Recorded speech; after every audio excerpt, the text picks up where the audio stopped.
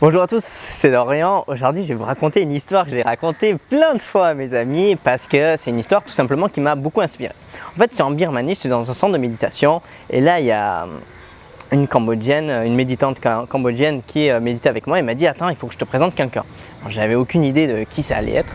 Et puis là, elle m'amène du coup dans une maison qui était adjacente au centre de méditation et je ne savais pas qui j'allais rencontrer. Et puis à peine je rentre dans la maison, je sens vraiment une énergie très forte. Alors certaines personnes me disent ouais, c'est quoi ces énergies. Bon, peu importe, en tout cas j'ai senti comme s'il y avait une présence puissante alors que j'avais toujours pas vu. Et en fait là j'ai vu une dame toute recroquevillée, toute souriante, avec qui je commençais à discuter. Et en fait cette dame là, elle a commencé la méditation à l'âge de 16 ans. Elle a appris avec un très grand maître qui s'appelle Sayagyi U Bakin. Et depuis, elle a médité tous ses week-ends, toutes ses vacances. Et là, elle a un âge, je pense, entre plus de 70 ans, peut-être plus de 80 ans aujourd'hui. Et je lui ai demandé, mais qu'est-ce que c'est qu'une vie avec la méditation? Parce qu'elle a médité toute sa vie, cette dame. Et elle m'a dit, c'est une vie de paix.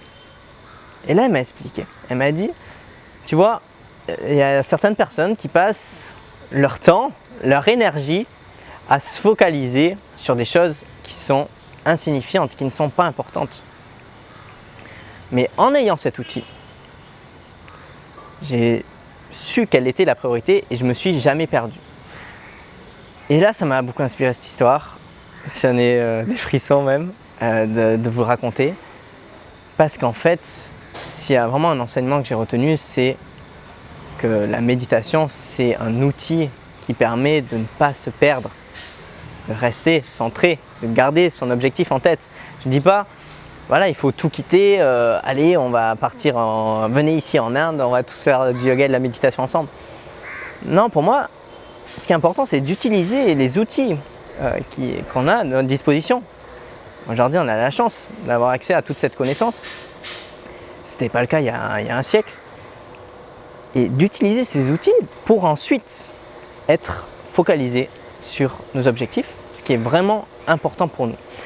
Et là, je vais aborder un autre sujet qui est lié à celui-là, c'est celui du futur. C'est-à-dire que le but de ces techniques, c'est de se recentrer sur le présent. Alors certaines personnes me disent, mais voilà, ça sert à quoi de faire des plans? Si le but c'est de vivre dans le présent, on en profite maintenant et en fait on s'en fiche de l'avenir et du coup on vit une vie sans objectif, simplement focalisé sur le présent. Pour certaines personnes, oui c'est possible.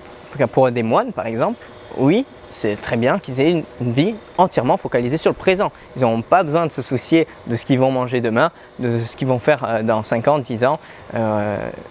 Aucun problème, ils sont 100% focalisés sur le présent. Maintenant nous, on n'est pas moine, on n'est pas nonne et du coup on a des objectifs dans notre vie, on a des choses à atteindre, on a une volonté, mais il y a une différence en fait entre un plan et une projection, c'est-à-dire que lorsqu'on envisage le futur, en tout cas moi lorsque j'envisage le futur, je ne me dis pas « Oh tiens, alors je vais faire tac tac tac, voici mon plan, tac tac tac, au bout de 3 ans je vais avoir fait ça, au bout de 5 ans ça, et je me fixe à ça. » Mais plutôt repérer qu'est-ce qui est important dans ma vie, qu'est-ce que je vais favoriser en premier, quelles sont ces grosses pierres, ces choses les plus importantes, ces fondamentaux qu'on veut placer dans notre vie.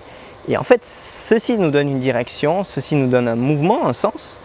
Maintenant, si on n'atteint pas nos objectifs, tout ce travail de yoga, de méditation nous permet en fait de se dire ok, c'est pas grave, je vais réessayer ou alors je vais simplement changer de route parce que finalement ça m'a mené à une impasse.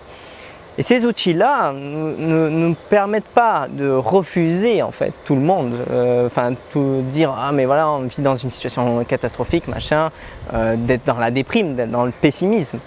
Mais simplement ça nous permet de savoir ce qui est important et ne pas perdre notre objectif, notre direction. Mais si on n'atteint pas notre objectif, simplement on n'est pas triste, on n'est pas malheureux, on prend ça avec sourire, avec peacefulness, avec stabilité d'esprit, et puis on prend une décision associée. Voilà, j'espère que cette vidéo vous a plu. Je vous dis à très vite. Ciao.